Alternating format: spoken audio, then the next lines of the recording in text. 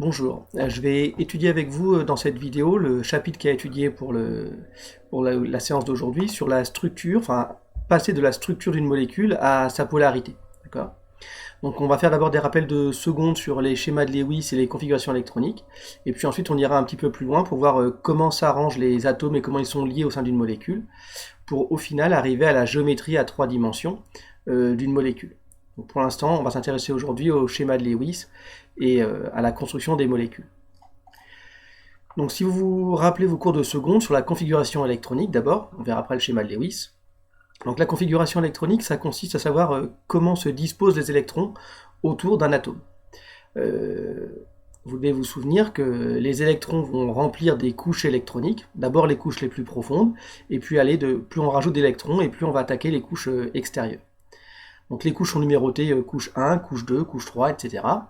Et chacune des couches peut accepter une ou plusieurs sous-couches qui sont, elles, repérées par des lettres. Alors la première sous-couche, c'est la sous-couche S. Et par exemple, la couche 1 n'a qu'une seule sous-couche, la sous-couche S. Ensuite, on attaquera forcément la couche 2, qui a la sous-couche S et la sous-couche P. Il n'y en a pas d'autres. Puis la couche 3 aura la sous-couche S, la couche P et même la sous-couche D, mais pas d'autres. Et puis après, bien sûr, ça continue comme ça, mais nous, on ne verra pas d'atomes avec plus de couches remplies que ces couches-là. Autre chose que vous devez connaître par cœur, c'est le nombre maximum d'électrons qu'on peut placer sur une sous-couche. Donc les sous-couches S peuvent accepter au maximum 2 électrons, une sous-couche P, ça peut aller jusqu'à 6 électrons, et une sous-couche D jusqu'à 10 électrons. Donc si par exemple, on veut écrire la configuration électronique de l'atome d'oxygène, donc il y a pour numéro atomique Z égale 8, ça signifie que dans le noyau, il y a 8 protons, mais comme un atome c'est neutre, ça veut dire qu'il y a aussi 8 électrons autour de ce noyau. Donc on a 8 électrons à placer. On commence à remplir les électrons de la couche 1. Donc sur la sous-couche S, on peut en mettre jusqu'à 2. Donc ça s'écrit comme ça un peu en exposant. Ça veut dire que 1S2, on a mis 2 électrons sous la sous-couche S de la couche 1. Elle est remplie. On attaque la couche 2. On lui met encore 2 électrons sous la sous-couche S. Donc on en est à 2 et 2, 4. Il en reste encore 4 à placer pour arriver à 8. Et donc on va mettre ces 4 derniers électrons sur la sous-couche P de la couche 2. Donc 1S2, 2S2, 2P4, c'est ça la configuration électronique de l'atome d'oxygène. Ce que l'on appelle les électrons périphériques, ce sont les électrons de la couche externe. Donc la couche externe ici, pour l'oxygène, c'est la couche 2. Il n'y a pas de couche 3 qui intervient. Il y a donc 2 plus 4, 6 électrons sur la couche externe de l'atome d'oxygène. C'est ce que je vous ai raconté un petit peu après ici. Donc les électrons de la dernière couche sont les électrons de la couche de valence, et sont ceux qui jouent un rôle dans la structure des entités chimiques. Donc, couche externe, on dit aussi couche de valence. Ce sont les électrons les plus importants, c'est pour ça qu'on les particularise, parce que c'est avec ces électrons-là que les liaisons chimiques entre atomes vont se former. Donc écrire le schéma de Lewis d'un atome, ça permet de prévoir les ions ou les molécules qu'il sera susceptible de former. Ce schéma de Lewis décrit la façon de disposer les électrons de valence autour de l'atome. Alors, je vous rappelle la méthode ici, puis on va voir après plusieurs exemples. Donc méthode, on commence par placer les 4 premiers électrons comme des électrons célibataires. Ça veut dire qu'ils sont tout seuls, ils sont représentés par un unique point. Et puis les électrons suivants, ils vont former des doublés d'électrons avec les précédents. Et en schéma de Lewis, un doublé d'électrons, ça se représente par un tiret. Vous avez par exemple ici le schéma de Lewis de l'atome d'oxygène. Donc je vous ai remarqué sa configuration électronique, 1s2, 2s2, 2p4. Il a 6 électrons, 4 et 2, 6 sur la couche externe, sur la couche de valence donc. Il faut les placer autour de l'atome d'oxygène. Donc ça donnera 2 électrons célibataires et 2 doublés d'électrons. Si vous voulez que je vous montre un peu en détail comment on construit ça, donc l'atome d'oxygène, il a 6 électrons à placer autour de lui. On va en mettre 1, 2, 3, 4. Les 4 premiers sont célibataires. Et puis tous ceux qui viennent en plus, ils vont former les doublés avec les précédents. Donc le 5e électron, je vais le mettre à côté de celui-ci pour former un doublé. Et le 6e électron à côté de celui-ci pour former un autre doublé. Donc en fait, ça c'est un doublé d'électrons, et ça aussi. Ce qui fait qu'on écrira effectivement un doublé comme ça, un doublé comme ceci, un électron célibataire et un dernier électron célibataire. Donc ça, c'est le schéma de Lewis de l'atome d'oxygène. Pour une molécule, on va combiner les schémas de Lewis de différents atomes. Donc, deuxième point ici, schéma de Lewis des molécules. D'abord, savoir qu'une liaison covalente, ce qu'on appelle aussi une liaison chimique rapidement, mais le terme correct c'est une liaison covalente, entre deux atomes, c'est obtenu par la mise en commun d'un doublé d'électrons provenant d'un électron célibataire de chaque atome. On parle alors de doublé liant parce que ce doublet d'électrons va permettre de lier les deux atomes. Il faut bien comprendre que chacun des atomes apporte un électron célibataire. Ces deux électrons vont se réunir en une paire pour former un doublet liant. Et les deux atomes seront un peu comme ça, joints l'un à l'autre. Les doublets qui vont rester sur les atomes sans participer aux liaisons covalentes, on les appelle des doublets non liants. On va voir plusieurs exemples. Alors peut-être le plus facile, le schéma de Lewis de la molécule de dihydrogène, H2. Alors avant de l'écrire, on va écrire les structures de Lewis de chacun des atomes qui composent la molécule.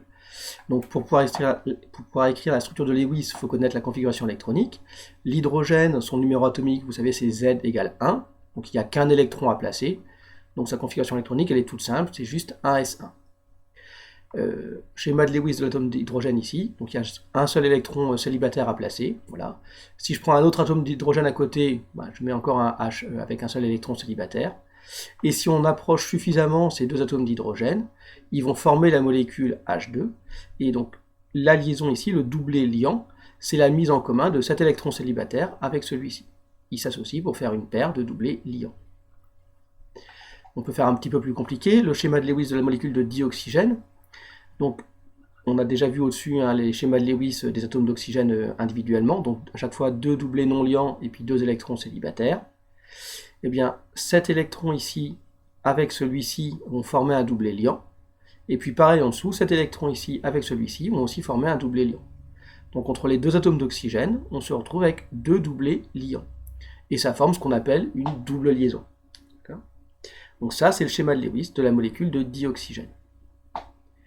Alors je vous propose comme exercice, et ça fait partie du programme, vous devez savoir tout seul construire tous les schémas de Lewis des molécules ici, diazote, l'eau, le dioxyde de carbone, l'ammoniac NH3, le méthane CH4 ou le chlore d'hydrogène HCl. Pour pouvoir construire tous ces schémas de Lewis des molécules, il faut d'abord connaître les numéros atomiques des atomes qui interviennent. Donc ça se connaît en regardant une classification périodique. Ici je vous l'ai donné directement. Le numéro atomique du carbone Z égale 6, pour l'azote Z égale 7, et puis pour le chlore, Z égale 17. Avec ça, vous devez pouvoir vous débrouiller pour écrire tous les schémas de Lewis. Donc franchement, ce que je vous propose de faire là, c'est de faire une pause dans la vidéo, vous essayez de le faire à la main, et puis vous redémarrez ensuite la vidéo où je vais vous donner la correction. Si vraiment vous n'arrivez pas à démarrer du tout, regardez la correction des premières molécules, ensuite faites une pause, essayez de faire les dernières, et puis après vous venez voir le corriger. D'accord ? Donc on a d'abord le diazote à construire.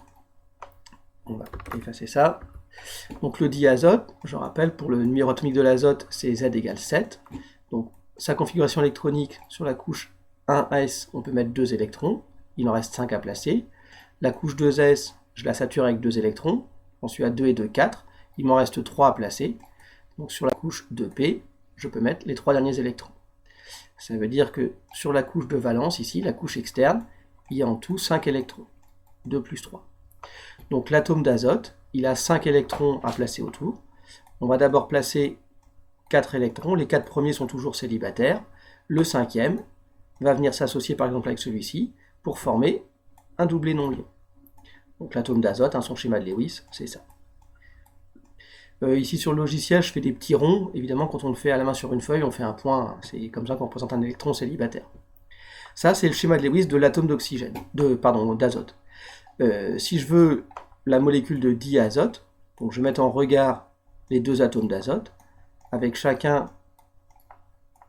leurs 3 électrons célibataires, et à chaque fois, pour former une liaison, un doublet liant, il faut qu'un électron d'un des atomes s'associe avec un électron d'un autre atome. Donc par exemple, ces deux-là vont former un doublet liant. Ces deux-là, un autre doublet liant, et enfin un troisième doublet liant. Donc finalement, la molécule de diazote, elle contient une triple liaison entre les deux atomes d'azote. Si je reprends ça un peu en bilan, on écrirait ça un peu plus condensé comme ceci. Voilà le schéma de Lewis de la molécule de diazote. On demande parfois le doublet non liant, où est-ce qu'on le place. On peut le mettre comme j'ai fait ici. Si vous écriviez quelque chose comme ça resterait correct. D'accord. En général, on essaie de les éloigner au plus possible, mais ce n'est pas une vraie obligation. Ça aussi, c'est un schéma Lewis correct de la molécule de diazote. On nous demande ensuite la molécule d'eau, H2O. Alors la molécule d'eau, bon, l'hydrogène, vous savez, Z égale 1, on l'a déjà vu, il a un électron tout seul. L'atome d'oxygène, on l'a déjà vu, 2 doublets non liants et puis 2 électrons célibataires. Encore un troisième atome qui est l'atome d'hydrogène avec son électron tout seul, célibataire. Eh bien, une première liaison entre ce H et ce O en liant ces 2 électrons célibataires. Et puis pareil de l'autre côté, ces 2 électrons-là forment une liaison. Au final, la formule de Lewis de la molécule d'eau, H2O, elle est ceci, H2O. On va poursuivre avec les autres molécules. Après, on a le dioxyde de carbone, CO2. Donc, dioxyde de carbone, on va placer le carbone au centre. Les atomes d'oxygène sur le côté. Atomes d'oxygène, maintenant on les connaît, 2 doublés non liants et 2 électrons célibataires. Je n'arrive pas à bien faire celui-ci. Le carbone, le carbone on n'a pas encore vu. Alors son numéro atomique c'est Z égale 6. C'est pour le carbone. Donc sa configuration électronique 1s2. Il me reste 4 électrons à placer. 2s2, ça fait 4. Et enfin 2p2, 2, 4, 6. J'ai bien les 6 électrons. Sur la couche externe ici, la couche de valence, il y a 4 électrons. Donc, électrons célibataires, 1, 2, 3, 4. Il ne s'associe pas en doublé tout seul, il faut qu'il y ait plus de 4 électrons pour qu'il s'associe en doublé. Et donc on va pouvoir écrire maintenant les doublés liants entre oxygène et carbone. Donc par exemple, ces deux-là se relient ensemble, ces deux-là aussi. Pareil de l'autre côté, la molécule elle est symétrique ici. Et donc voilà le schéma de Lewis de la molécule de dioxyde de carbone. On peut la reprendre en bilan. On écrira ça. Voilà, schéma de Lewis du dioxyde de carbone. On poursuit, il nous faut faire l'ammoniac, NH3. Donc l'ammoniac, NH3, on connaît tous les atomes qui interviennent dans la molécule. Donc l'azote, on a déjà vu 3 électrons célibataires, un doublé non liant. Je place les hydrogènes en regard, a priori, des électrons célibataires. Chaque hydrogène a un électron célibataire. Et ici, on peut former un doublé liant, un doublé liant, un doublé liant. Voici ici la molécule d'ammoniac en schéma de Lewis. Je la refais en condensé en dessous. Hop, comme ceci, avec un doublé non liant sur l'atome d'azote. Donc 3 doublés liants et un doublé non liant. Schéma de Lewis de la molécule d'ammoniac. Le méthane maintenant, c'est H4. Alors le méthane, bon, ça va bien. Je vais un peu plus vite. 4 électrons célibataires pour l'atome de carbone. Les hydrogènes, chacun leur électron célibataire. Quand on a compris, ça va un peu plus vite. À chaque fois, un électron célibataire d'un atome s'associe à un électron célibataire d'un autre atome pour former des doublés liants, comme ceci. Voici la molécule classique de méthane, que vous avez déjà dû rencontrer en seconde. Je la réécris comme ça ici. Hop là. Voilà, schéma de Lewis. Ça correspond à la formule développée. Ici, il n'y a pas de doublés non liants qui apparaissent. Donc c'est le CH4, le méthane, assez classique. Il nous reste enfin le chlore d'hydrogène HCl à voir ensemble. Donc le chlore d'hydrogène, atome d'hydrogène avec son électron célibataire. Le chlore, alors le chlore on ne l'a pas encore rencontré. Z égale 17, le numéro atomique du chlore. Il y a 17 protons dans le noyau, donc 17 électrons à placer. Alors ça fait un peu plus. On commence pour la configuration électronique. 1s2, 2s2, 2p. Je peux mettre les 6 électrons, mais pas plus. La sous-couche P sature à 6 électrons. J'en suis à 6 et 4, 10 électrons. Je dois attaquer la couche 3. Donc, sous-couche 3s2. 6 et 6, j'en suis à 12 électrons. 12 et 5, 17. D'accord ? Électrons de la couche de valence. Il y en a 5 et 2, 7 électrons. Donc l'atome de chlore, il a 7 électrons périphériques. Si j'écrivais le schéma de Lewis de l'atome de chlore, je lui mets déjà 4 électrons célibataires. Et il faut arriver à 7, donc il en manque 3. J'en associe ici un pour faire un doublé. Encore un autre doublé avec le deuxième ici. Et le dernier à placer ici. Donc on en fait 3 doublés non liants ici. Et un électron célibataire. La molécule de HCl, cet électron célibataire de l'hydrogène, s'associe avec l'électron célibataire du chlore pour faire HCl. Encore une fois, ce qu'on écrira un peu plus simplement, comme ceci, tac, tac, tac. Voilà le schéma de Lewis de la molécule de chlore d'hydrogène. J'espère que vous avez réussi à faire ces exercices-là tout seul. Si vous avez dû regarder la vidéo, exercez-vous à les refaire encore une autre fois sans regarder la vidéo maintenant. Une petite remarque que j'avais pas dite en introduction ici, pour une molécule avec beaucoup d'atomes, alors beaucoup c'est quoi, enfin NH3, CH4, il y en a déjà plusieurs, on choisit comme atome central celui qui a le plus d'électrons célibataires et on dispose autour les autres atomes. C'est ce qu'on a vu dans les exemples. Typiquement, le carbone, il avait 4 électrons célibataires, c'est lui qu'on mettait au centre, et puis les 4 hydrogènes avec leur unique électron célibataire se placer autour. Donc maintenant on a vu les schémas de Lewis des molécules, on va s'intéresser au schéma de Lewis des ions. Alors d'abord les ions monoatomiques, ça veut dire constitués d'un seul atome. On va voir comment on fait. Donc c'est très simple. Pour obtenir le schéma de Lewis d'un ion monoatomique, il suffit de lui ajouter, alors lui ajouter si c'est un anion qui est donc chargé négativement, ou bien sinon de lui retirer, pour un ion qui sera un cation chargé positivement, le nombre d'électrons qui correspond à sa charge. Et ensuite on applique les mêmes règles que pour un atome. Exemple qui est marqué dans le cours ici, le schéma de Lewis de l'ion oxygène, c'est l'ion O2-. Donc O2- c'est un anion, il porte une charge négative. 2-, ça veut dire qu'il a 2 électrons en plus. Il faut donc ajouter 2 électrons à l'atome de base d'oxygène. L'oxygène, en termes d'atomes, il avait 6 électrons périphériques. Avec les 2 de plus, ça lui fait 8 électrons périphériques. Ils se répartissent donc en 4 doublés. Alors, vous mettez les 4 premiers électrons, et puis les 4 suivants, à chaque fois, ils s'associent avec un de leurs copains pour former des doublés non liants. Donc le schéma de Lewis de l'atome d'oxygène, on a juste 4 doublés non liants autour de l'atome, et on n'oublie pas quand même de marquer la charge. Alors assez souvent, on peut peut-être par exemple entourer la charge ici, c'est juste pour être sûr de, de bien distinguer le moins de la charge d'un doublé non liant. D'accord. C'est pas une obligation, mais ça facilite la lecture pour quelqu'un qui regarderait ce que vous avez écrit. Et comme exercice, on va établir de la même manière les schémas de Lewis des ions H+, Na+, ou des ions chlorure Cl-. Alors là encore, je vous propose d'essayer de le faire en faisant une pause dans la vidéo tout seul, et puis ensuite de regarder la correction. C'est assez simple.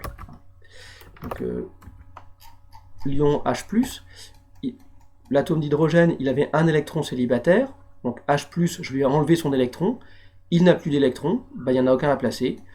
On marque juste la charge comme ça, et voilà, ça c'est le schéma de Lewis de l'ion hydrogène. On écrit juste H+. C'est pas ici la peine de l'entourer, l'ion H+, il n'y a pas de confusion possible avec un éventuel doublé quelconque.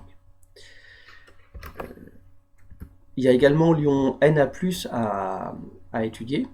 Alors, l'atome de sodium, on ne l'a pas encore rencontré. Son numéro atomique au sodium, c'est Z égale 11, c'est-à-dire qu'il y a 11 protons dans le noyau, donc 11 électrons dans l'atome.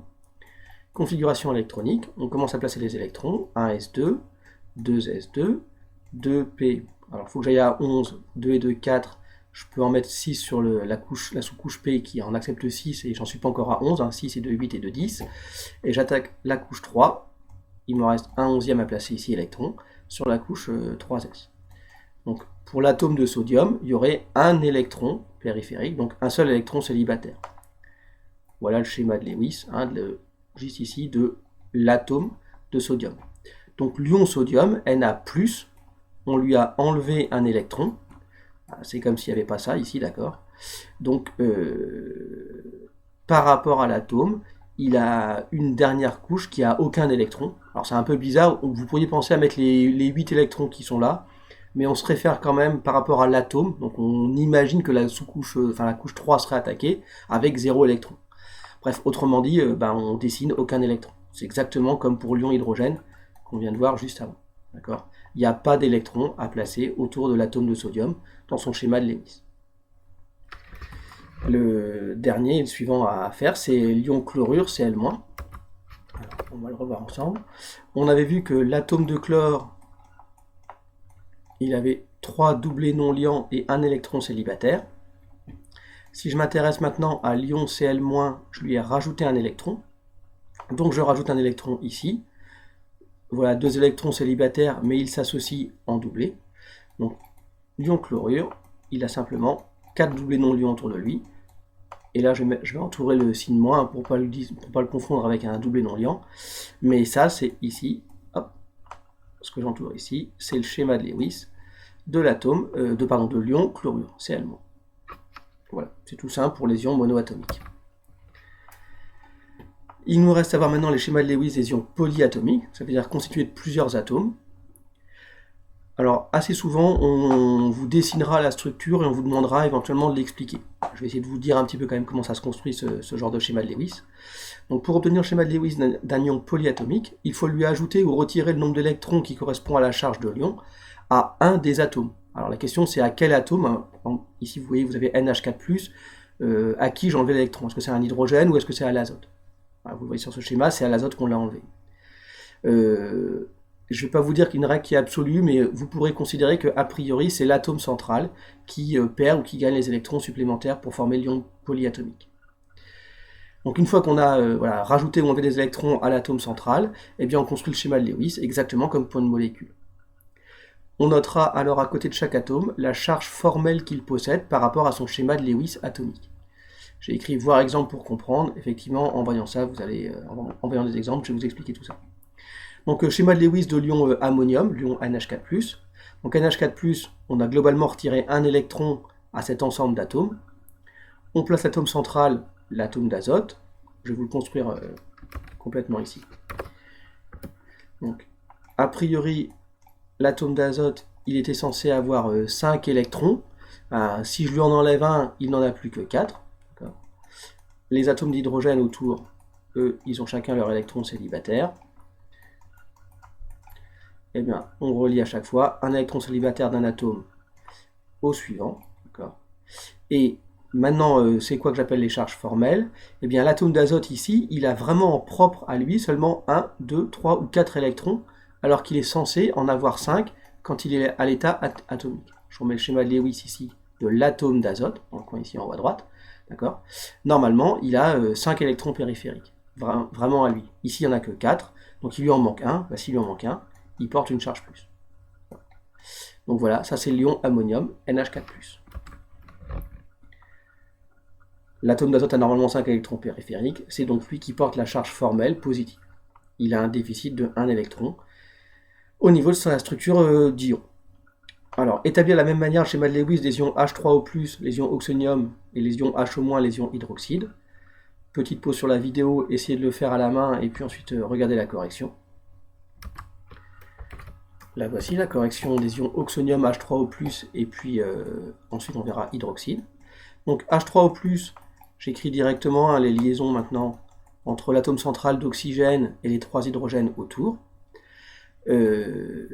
H3O+, il manque un électron.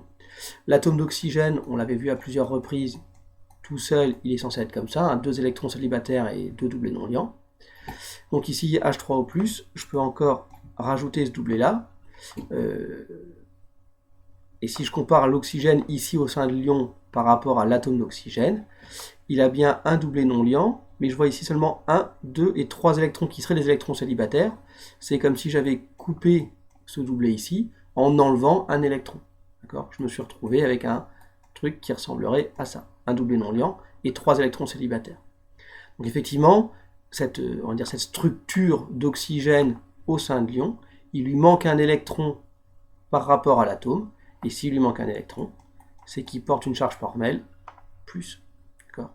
Donc dans H3O, quand on écrit H3O+, réellement, qui c'est qui porte la charge plus? Eh bien, c'est l'oxygène. Voilà. Donc ça, c'est le schéma de Lewis de l'ion H3O+, ion oxonium. Il y avait également à faire l'ion hydroxyde, un peu le même principe. J'ai écrit la liaison entre O et H de l'ion. Et puis cette fois-ci, alors OH, c'est OH-. J'écris déjà à l'avance. Il y a un électron, donc une charge formelle en plus sur l'atome d'oxygène.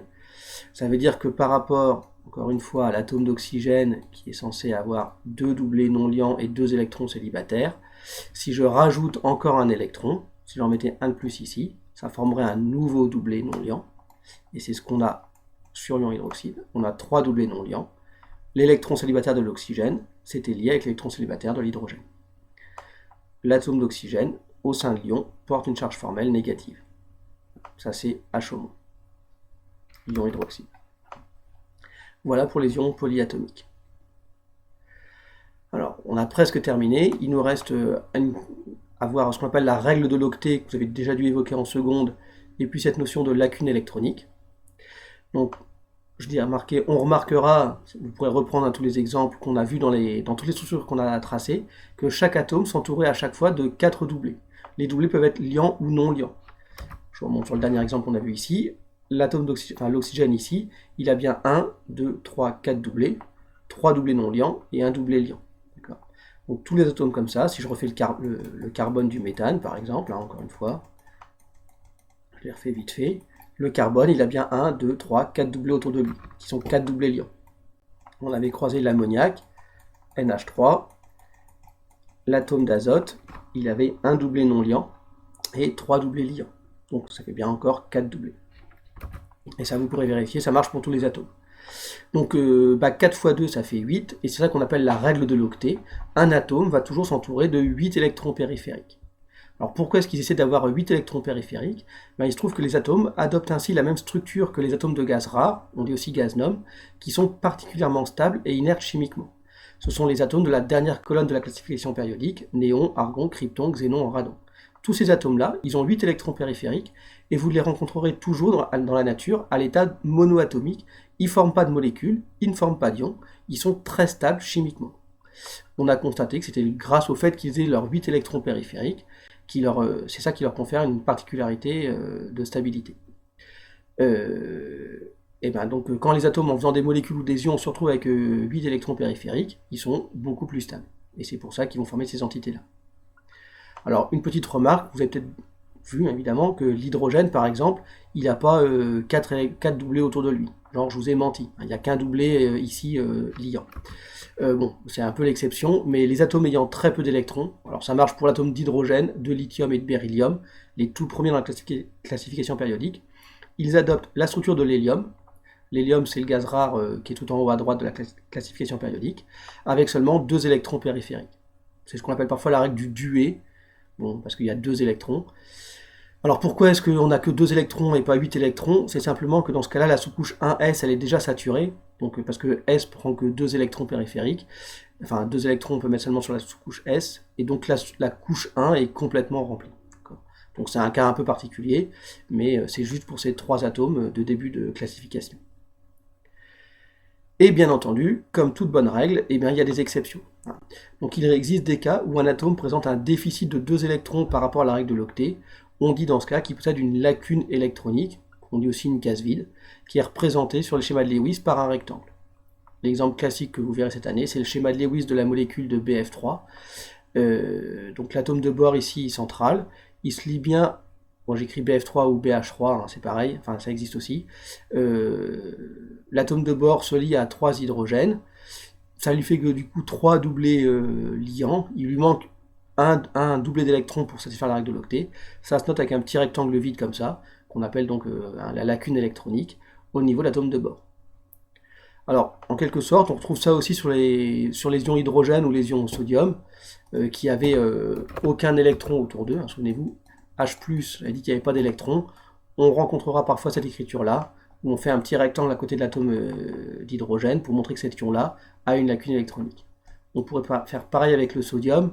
Je vous avais expliqué, vous auriez pu vouloir mettre les 8 électrons de la couche 2 en fait. Mais je vous avais dit, on considère la base de l'atome de sodium qui devrait attaquer la couche 3. Et par rapport à la couche 3, il n'y a aucun électron de placé. Donc si on veut vraiment insister, on peut le visualiser ici, avec un petit rectangle vide de lacune électronique. Voilà pour ça. C'est tout ce que je m'en ai d'étudier pour aujourd'hui, c'est déjà pas mal. Il y a aussi quelques exercices à faire, donc les premiers exercices de la liste ici, 4, 7, 9, 13, 15 pour jeudi prochain. Je vous laisserai regarder ça dans le manuel, ils sont assez simples, vous ne devriez pas avoir trop de difficultés pour faire tout ça, j'espère. J'espère que le cours a été bien compris. N'hésitez pas à poser des questions si vous avez besoin sur le NT. J'y répondrai bien entendu. Et puis je vous dis à jeudi prochain pour la suite de ce cours-là, qui parlera de la géométrie des molécules à 3 dimensions. Bonne journée, au revoir.